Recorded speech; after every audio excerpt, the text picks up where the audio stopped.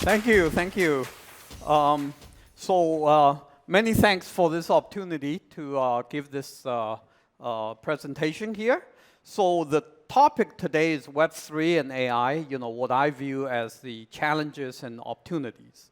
So I have many slides, but I'm not going to go over many of them because I think most of you have already been in this area, so I'm going to skip all these other little introductions, okay?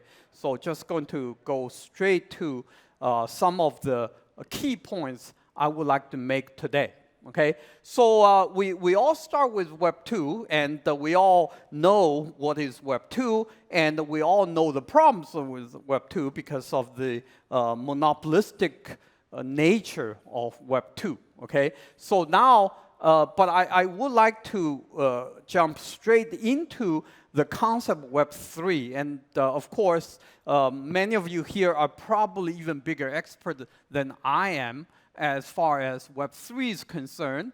But I do like to go over a little bit of my own view on this. Okay, so Web 3, of course, the concept was first proposed by Gavin Wood in 2014.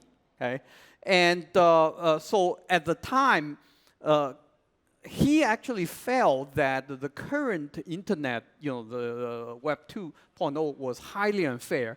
And the main reason he felt was unfair was because the creators of the contents do not receive the kind of reward they deserve. They create a value. I mean, Facebook would be a particular example. For example, I have recruited many friends to use Facebook. I post, messages. I post photos. I actually, I also forward post nice articles on the web. And as a result, Facebook, as a result of people like me and you, Facebook became very large, but we received absolutely zero in return. Okay, so to Gavin Wood, this was highly unfair. So he wanted actually to create a new form of internet where creators actually get rewarded for the value they create. Okay. So in the very beginning, of course, Web 2, a lot of it was focused on GameFi, play to earn or X to earn. Okay, and but still, if we talk of Web 3 in general, I mean, in Gavin Wood's world, Web 3 would be based on blockchain. Okay, and would have a decentralization. I think all these concepts are part of Web 3, but Web 3 is perhaps a much more vague concept than people would think. Okay, so what is, as I mentioned, some of the characteristics. I think there is another aspect which I did not mention, which is the distributed nature or collaborative nature. In the past, we considered this a decentralization. But actually, a lot of distributed or collaborative creations or work may not always be decentralized or may not always even be based on blockchain, okay? So anyway, these are some of the characteristics of Web 3, for example, the mechanisms to encourage broad participation, and we also have some other popular Web 3 arenas, such as the DeFi tokenization, something I mentioned, X to earn, GameFi, metaverse, etc. Okay, so I'm going to skip this to show, what this is certainly famous, well-known, because you look at the nature of Web 2 versus Web 3. Okay, I'm going to skip this. So what are some of the challenges, which is obviously one of the topics I'm going to talk about? One is scalability. Okay, so when you look at Web 3 based on blockchain, scalability has become a big problem if you want to do it big. Okay, so because the transaction rate is still very low. But I think that's a smaller problem. Actually, we haven't reached that stage where this is a problem. But what is a problem is the sustainability. Okay, so a lot of the concepts have earned, was very popular during the bull market. okay? But then we had a big bear market, then things, sort of cooled down. And the sustainability became a very conspicuous, prominent issue because a lot of these were based on almost like a Ponzi scheme. Okay? And that was one of the main problems. And the other thing was breaking barriers. Okay, so for Web3, we're talking about creators economy or content create. But how do you create contents? That's another biggest problem. Okay, creating content is not easy. Okay? However, in my view, there are two recent developments that will pave way for true emergence of Web3. And one is AI. The other is something we've been talking about. In fact, I just had a book out on RWA, tokenization. Okay, so I'm going to speed up a little bit. So let me first go to AI. Okay, why AI is so important? Because Web3 is creators economy. Okay? And AI has made creation much easier, okay? So you can be a creator. For example, if you look at these photos, they're all AI created. It didn't take, just hit, one button, a return key, then get you all these images in Midjourney. And one of which, the last one was being used by, copied by several news outlets or media, simply because people thought it was actually a real image. Okay? Now, so let me just quickly go over some of these to show you how the creativity is not necessarily Web3, but how creativity has become more available, or the cost of creation has become much lower. For example, if you look at the book on the right-hand side called Alice and the Sparkle, okay, it's by a guy named Amar Reshi. He apparently he was not someone who knows how to draw. He did this book a whole week on just one weekend, and it was sold pretty well on Amazon.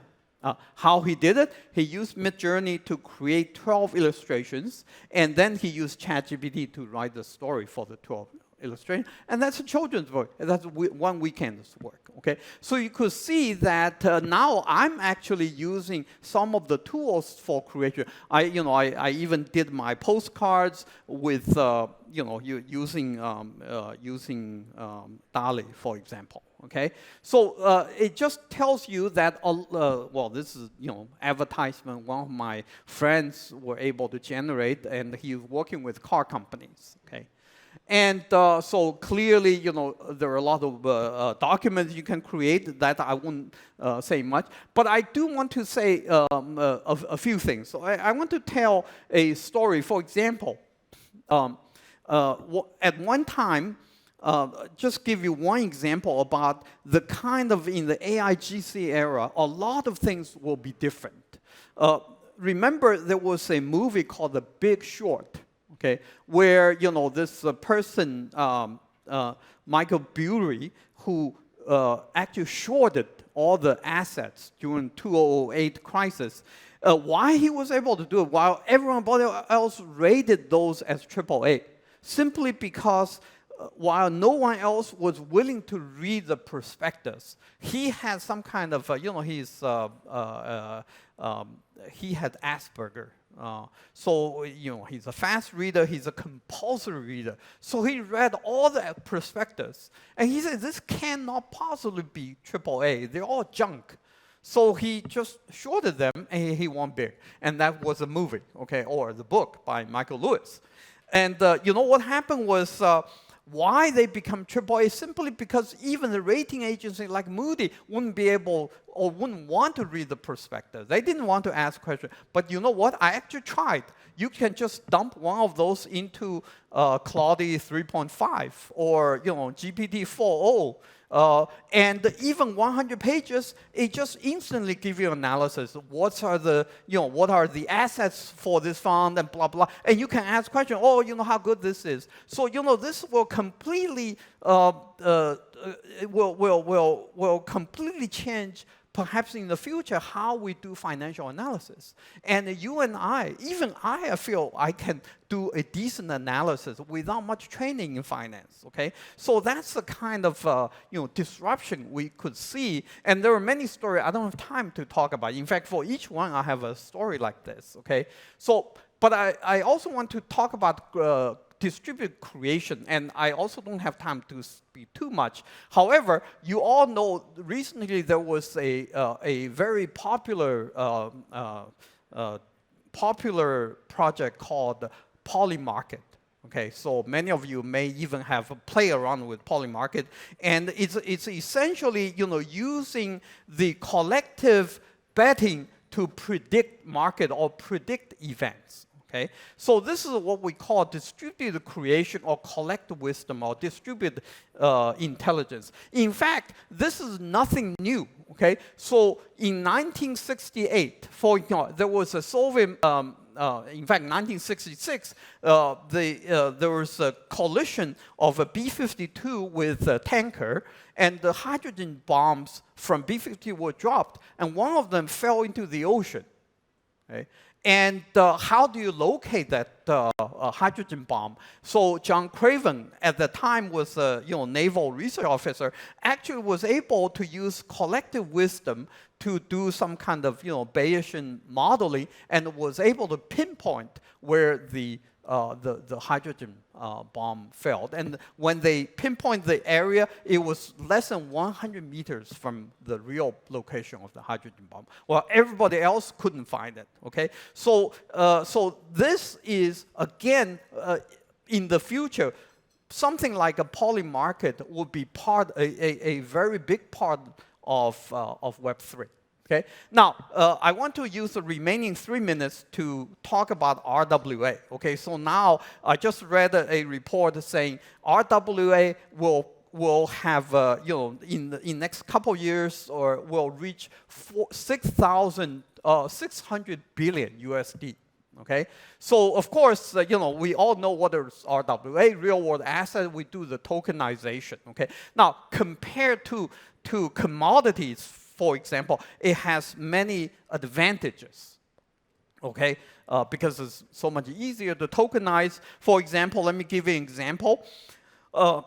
Coffee beans, you can buy them in Chicago Mercantile Exchange, but coffee beans will be Arabica and Robusta. But for tokenization, you can say Ethiopian coffee, you can say, Rwanda coffee from blah, blah, blah, okay? You can be much more targeted, much more specific, okay? So much more flexible. So that's, what RWA, in my view, the promise holds. But of course, it has many challenges, regulations, and trust. How do you develop a trust? Okay, and because of time, I don't have, I wouldn't go into. But let me just tell you one thing, that when I give this talk to people in Paris, a lot of African,